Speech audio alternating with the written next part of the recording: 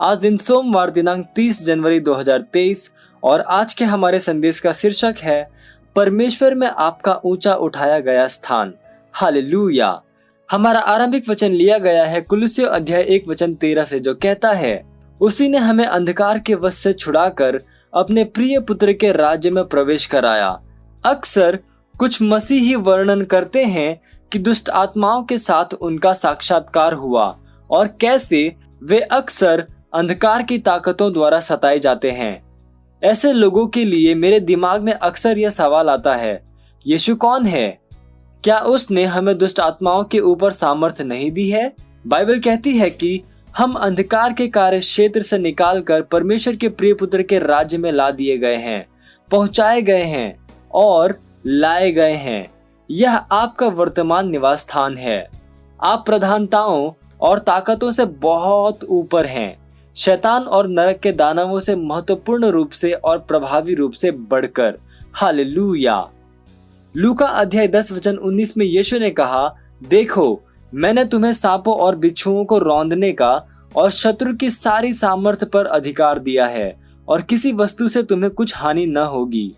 जब तक यह आपके वर्तमान समय की चेतना, समझ और जीवन के प्रति दृष्टिकोण नहीं बन जाता है, तब तक आप एक ऐसा जीवन जिएंगे जो कि मसीह में आपकी बुलाहट से बहुत नीचा है।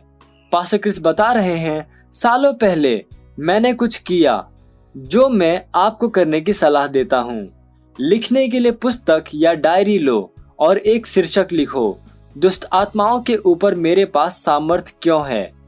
फिर बाइबल में जाओ और हर उस पवित्र शास्त्र को लिखो जो आपको यीशु वह कौन है और आप उसमें कौन है के विषय में मिलता है। आप उस बात से चकित और उत्साहित हो जाएंगे जो बात आप यीशु मसीह, जो सामर्थ्य उसने आपको दी है और उसमें आपके ऊंचे स्थान के विषय में खोजेंगे।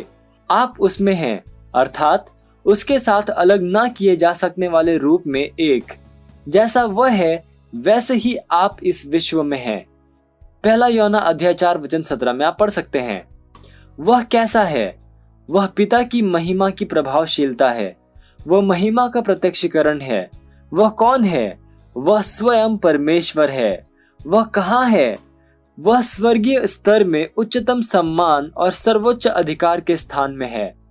हर शासक, अधिकार, सरकार और सामर्थ के स्तर के ऊपर सर्वप्रथम के रूप में ऊंचे स्थान पर बैठाया गया। वह महिमामय रूप से विराजमान किया गया है, हर उस नाम के ऊपर जिसकी कभी भी स्तुति की जाती है, न केवल इस युग में बल्कि उस युग में भी जो कि आ रहा है। इफिसियों अध्याय 1 वचन 21 टीपीटी अनुवाद में आप पढ़ सकते हैं। हालेलुया। इन सब में सबसे दिलचस्प भाग यह है कि आप उसमें हैं, उसके साथ महिमामय रूप से विराजमान और ऊंचे उठाए गए, हर शासक, अधिकार, सरकार और सामर्थ के स्तर से कहीं ऊपर। धन्य है परमेश्वर। ये समय प्रार्थना का। आप जहां कहीं पे भी हैं, अपने पवित्र हाथों को उठाकर मेरे साथ ये प्रार्थना कर सकते हैं।